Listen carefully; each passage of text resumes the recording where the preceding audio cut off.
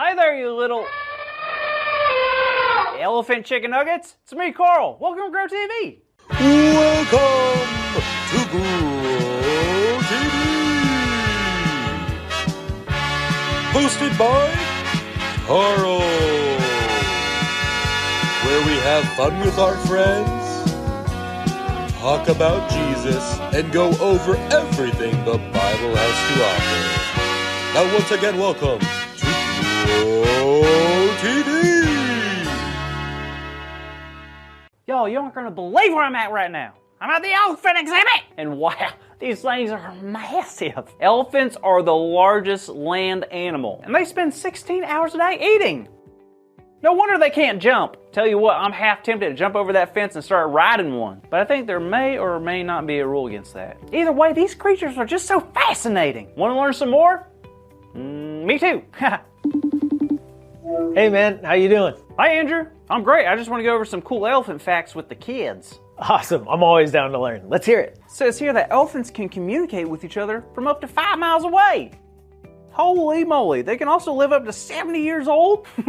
Look at this. This one's rubbing mud all over itself. Apparently they use mud as some type of sunscreen. Who knew? Alright, last fact. It says here that elephants have incredible memory. They can remember faces and other elephants that they haven't seen in over 20 years. That is amazing. I bet King Belshazzar wishes he was part elephant. What in the world are you talking about? It's because, you know, he forgot about the whole... You don't know who I'm talking about, do you? Nope. Okay, well, King Belshazzar was the son of King Nebuchadnezzar. Like we learned last week, King Nebuchadnezzar learned that God is the one true God.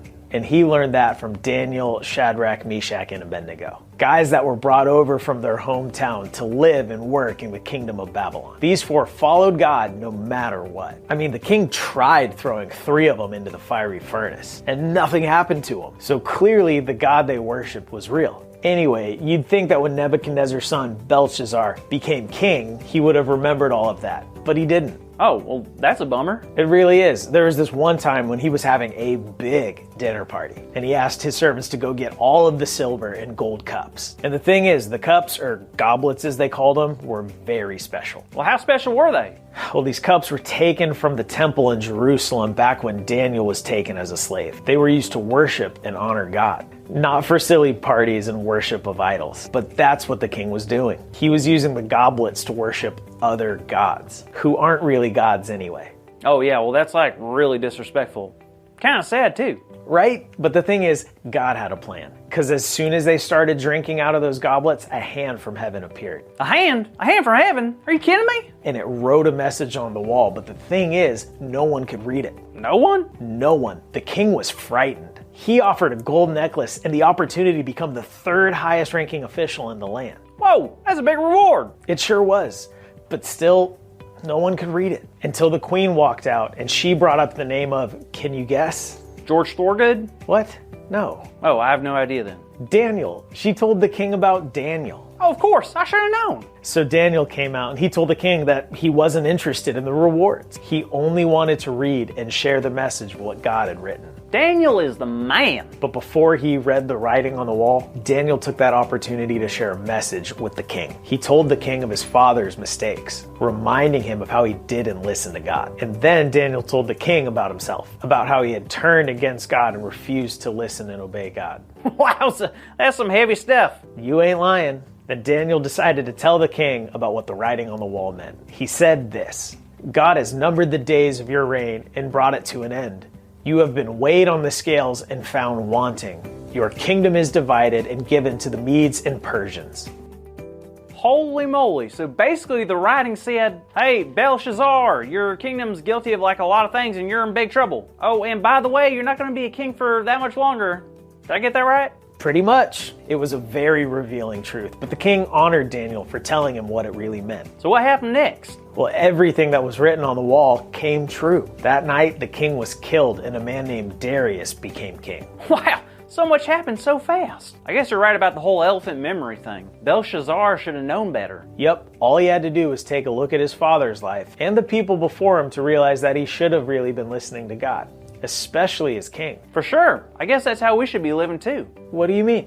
Well, think about it. If we think about the people that lived before us, our friends, our family, even people in the Bible, we can look at them and how they lived, the choices they made, even the mistakes that they regret, and we can learn from them. You're absolutely right. We can also look back at what God has told us and others and learn from that as well. It's never too late to start learning from God. I agree. Don't you? Nice.